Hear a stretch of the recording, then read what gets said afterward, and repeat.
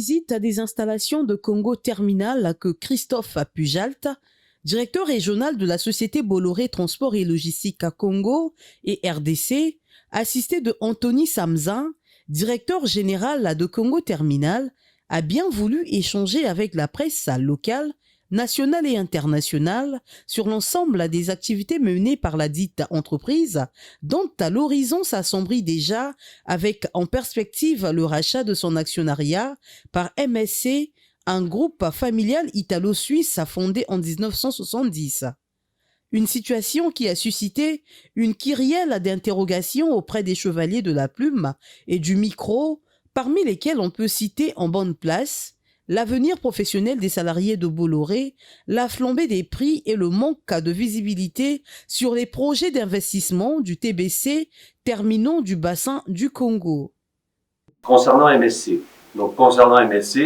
il y a un communiqué de presse qui a été fait. Vous savez que pour l'instant, MSC a confirmé l'option d'achat qu'elle avait donnée au mois de décembre et on a encore un an avant que l'opération soit bouclée. Donc aujourd'hui, on peut dire que même si l'intention est forte, rien n'est fait. Hein. Et aujourd'hui, on est clair, c'est pas un rachat des actifs, c'est un rachat d'actions. Hein.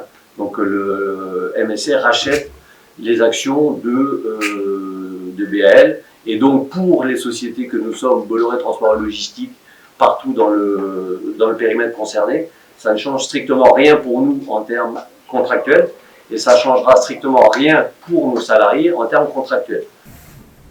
TBC, c'est l'État qui devrait faire des travaux. Les conditions dans lesquelles nous travaillerons, les travaux ne sont pas finalisés. Et ça relevait des engagements de l'État. Alors aujourd'hui, nous sommes en train de discuter avec les autorités portuaires pour savoir qu'est-ce que nous allons faire de ces travaux. Est-ce qu'ils vont finir les travaux?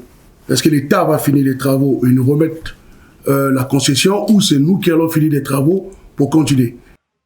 Outre ces préoccupations citées, Anthony Samzin a apporté l'éclairage sur l'impact des investissements de Congo Terminal au port de Pointe-Noire. On a traité 1 million de conteneurs en 2021 et nos équipements et nos surfaces sont occupés entre 50 et 60%. Donc on a encore beaucoup de capacité. L'important, c'est surtout le lissage de l'activité. On a eu certains problèmes en début d'année 2021 liés à la sortie ou le début de sortie de crise Covid, où effectivement tout le monde s'est présenté en même temps et où on a subi un petit peu de congestion. Mais cette activité-là, on a réussi à la lisser. Et aujourd'hui, au mois d'août, par exemple, on a traité 100 000 containers. C'était notre meilleur mois de l'année en 2021.